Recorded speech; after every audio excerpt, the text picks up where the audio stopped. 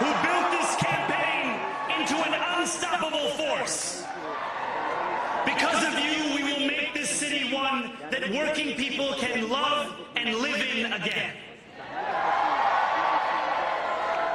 With every door knocked, every petition signature earned, and every hard-earned conversation, you eroded the cynicism that has come to define our politics. Now, I know that I have asked for much from you over this last year. Time and again, you have answered my calls. But I have one final request. New York City, breathe this moment in. We have held our breath for longer than we know. We have held it in anticipation of defeat. Held it because the air has been knocked out of our lungs too many times to count. Held it because we cannot afford to exhale. Thanks to all of those who sacrificed so much, we are breathing in the air of a city that has been reborn.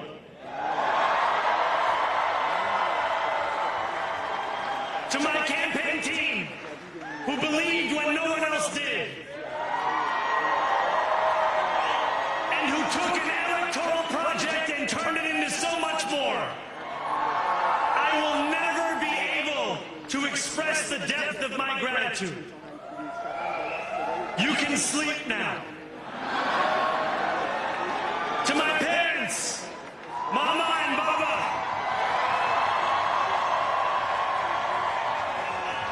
you have made me into the man I am today. I am so proud to be your son. And to my incredible wife, Rama,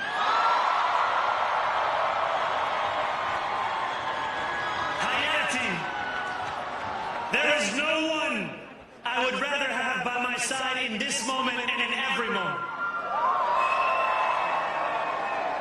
To every New Yorker, whether you voted for me, for one of my opponents, or felt too disappointed by politics to vote at all, thank you for the opportunity to prove myself worthy of your trust. I will wake each morning with a singular purpose: to make this city better for you than it was the day before. There are many who thought this day would never come, who feared that we would be condemned only to a future of less, with every election consigning us simply to more of the same. And there are others who see politics today as too cruel for the flame of hope to still burn. New York, we have answered those fears. Tonight we have spoken in a clear voice. Hope is alive. Hope is a decision that tens of thousands of New Yorkers make day after day. Volunteer shift after volunteer shift, despite attack ad after attack ad. More than 1 million of us stood in our churches, in gymnasiums, in community centers, as we filled in the ledger of democracy. And while we cast our ballots alone, we chose hope together. Hope over tyranny. Hope over big money and small ideas. Hope over despair. We won because New Yorkers allowed themselves to hope that the impossible could be made possible. And we won because we insisted that no longer would politics be something that is done to us. Now it is something that we do.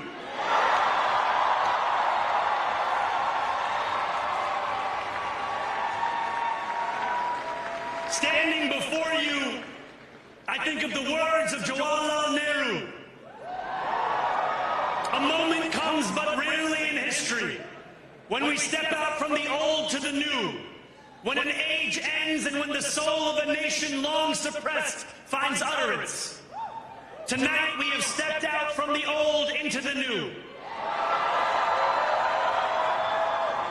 So let us speak now with clarity and conviction that cannot be misunderstood about what this new age will deliver and for whom.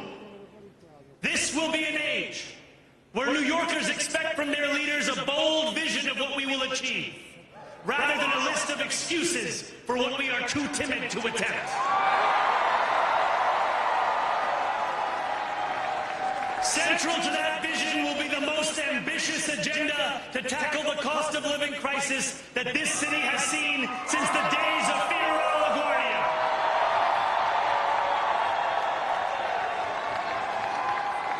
An agenda that will freeze the rents for more than 2 million rent-stabilized tenants. Make buses fast and free. And deliver universal child care across our city. Years from now, may our only regret be that this day took so long to come. This new age will be one of relentless improvement. We will hire thousands more teachers. We will cut waste from a bloated bureaucracy. We will work tirelessly to make lights shine again in the hallways of NYCHA developments where they have long flickered. Safety and justice will go hand in hand as we work with police officers to reduce crime and create a department of community safety that tackles the mental health crisis and homelessness crises head on. Excellence will become the expectation across government, not the exception. In this new age we make for ourselves, we will refuse to allow those who traffic in division and hate to pit us against one another. In this moment of political darkness, New York will be the light. Here, we believe in standing up for those we love. Whether you are an immigrant, a member of the trans community, one of the many black women that Donald Trump has fired from a federal job, a single mom still waiting for the cost of groceries to go down, or anyone else with their back against the wall, your struggle is ours too.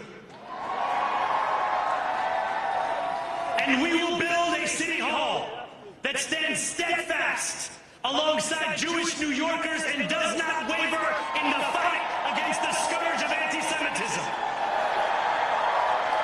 Where the more than 1 million Muslims know that they belong. Not just in the 5 boroughs of this city, but in the halls of power. No more will New York be a city where you can traffic in Islamophobia and win an election.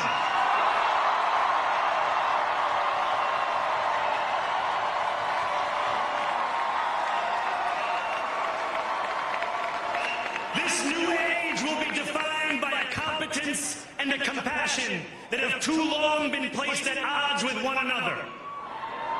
We will prove that there is no problem too large for government to solve and no concern too small for it to care about. For years, those in City Hall have only helped those who can help them. But on January 1st, we will usher in a city government that helps everyone. Now I know that many have heard our message only through the prism of misinformation. Tens of millions of dollars have been spent to redefine reality and to convince our neighbors that this new age is something that should frighten them. As has so often occurred, the billionaire class has sought to convince those making $30 an hour that their enemies are those earning $20 an hour. They want the people to fight amongst ourselves so that we remain distracted from the work of remaking a long broken system. We refuse to let them dictate the rules of the game anymore.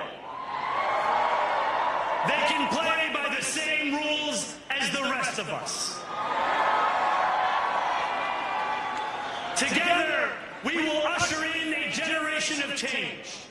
And if we embrace this brave new course, rather than fleeing from it, we can respond to oligarchy and authoritarianism with the strength it fears, not the appeasement it craves. After all, if anyone can show a nation betrayed by Donald Trump how to defeat him, it is the city that gave rise to him.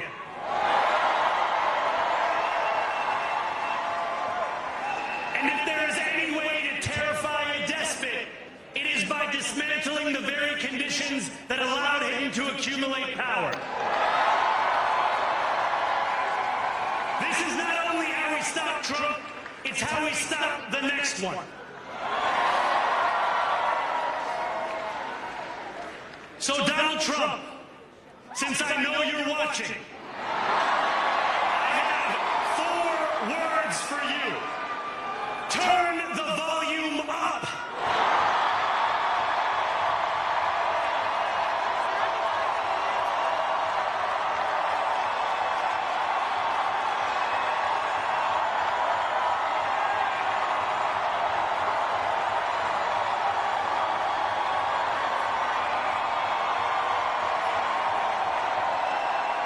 We will hold bad landlords to account because the Donald Trumps of our city have grown far too comfortable taking advantage of their tenants. We will put an end to the culture of corruption that has allowed billionaires like Trump to evade taxation and exploit tax breaks. We will stand alongside unions and expand labor protections because we know, just as Donald Trump does, that when working people have ironclad rights, the bosses who seek to extort them become very small indeed. New York will remain a city of immigrants, a city built by immigrants, powered by immigrants, and as of tonight, led by an immigrant.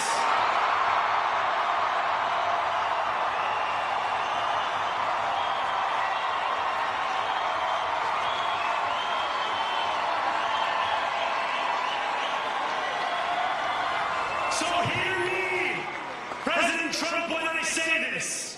To get to any of us, you will have to get through all of us.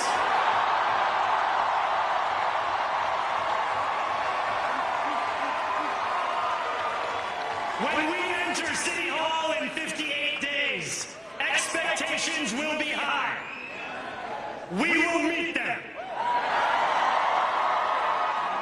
A great New Yorker once said that while you campaign in poetry, you govern in prose.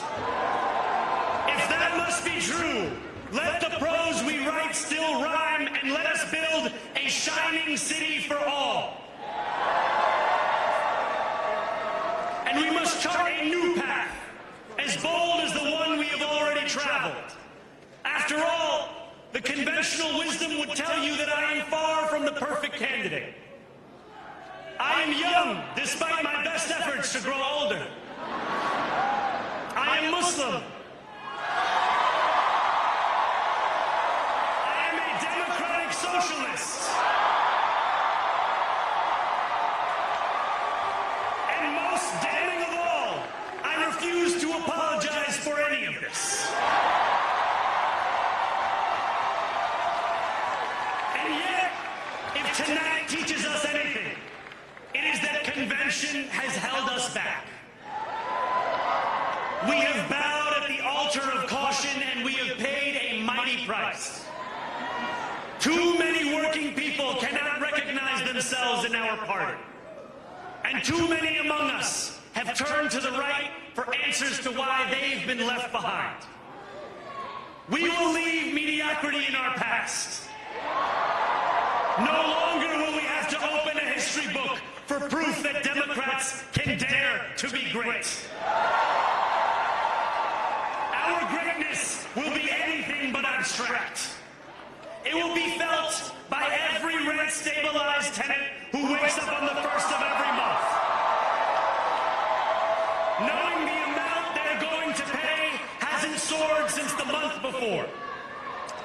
It will be felt by each grandparent who can afford to stay in the home they have worked for,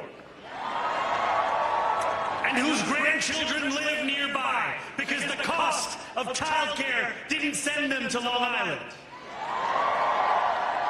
It will be felt by the single mother who is safe on her commute and whose bus runs fast enough that she doesn't have to rush school drop-off to make it to work on time.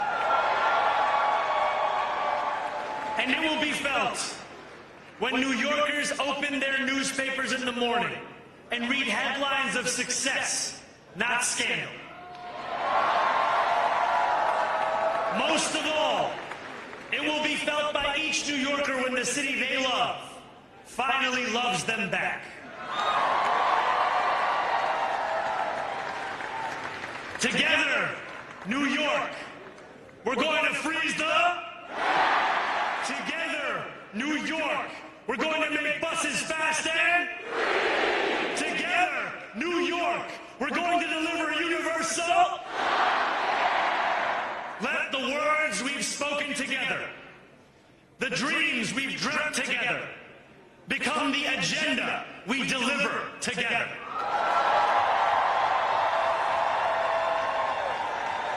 New York, this power, it's yours.